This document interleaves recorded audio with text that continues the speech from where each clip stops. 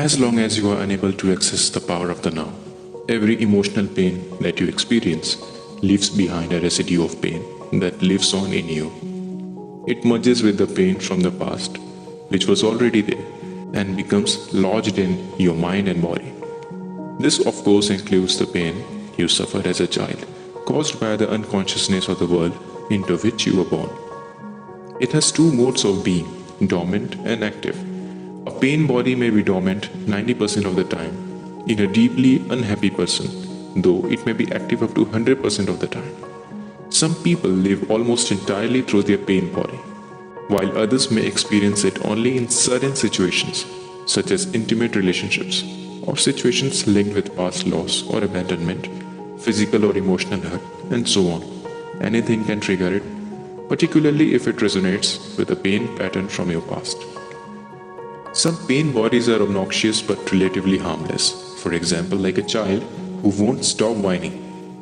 Others are vicious and destructive monsters, true demons. Some are physically violent, many more are emotionally violent. Some will attack people around you or close to you, while others may attack you, their host. Thoughts and feelings you have about your life then become deeply negative and self-destructive. Illnesses and accidents are often created in this way. Some pain bodies drive their hosts to suicide. The pain body wants to survive, just like every other entity in existence, and it can only survive if it gets you to unconsciously identify with it. It needs to get its food through you. So the pain body, when it has taken you over, will create a situation in your life that reflects back its own energy frequency for it to feed on. Pain can only feed on pain. Pain cannot feed on joy. It finds it quite indigestible. It is afraid of being found out. Its survival depends on your unconscious identification with it, as well as on your unconscious fear of facing the pain that lives in you.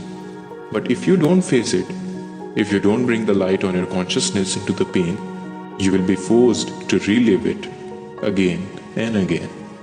The pain body may seem to you like a dangerous monster that you cannot bear to look at, but I assure you that it is an insubstantial phantom that cannot prevail against the power of your presence.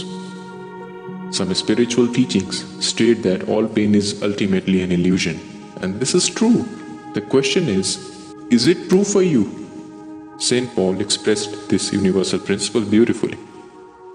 Everything is shown up by being exposed to the light, and whatever is exposed to the light itself becomes light. Just as you cannot fight the darkness, you cannot fight the pain body. Trying to do so would create inner conflict and thus further pain. Where there is anger, there is always pain underneath. Or when a dark mood comes upon you and you start getting into a negative mind pattern and thinking how dreadful your life is, your thinking has become aligned with the pain body, and you have become unconscious and vulnerable to the pain body's attack. Let me summarize the process. Focus attention on the feeling inside you. Know that it is the pain body. Accept that it is there. Don't think about it. Don't let the feeling turn into thinking. Don't judge or analyze. Don't make an identity for yourself out of it. Stay present and continue to be the observer of what is happening inside you. Become aware not only of the emotional pain, but also of the one who observes, the silent watcher. This is the power of the now, the power of your own conscious presence. Then see what happens.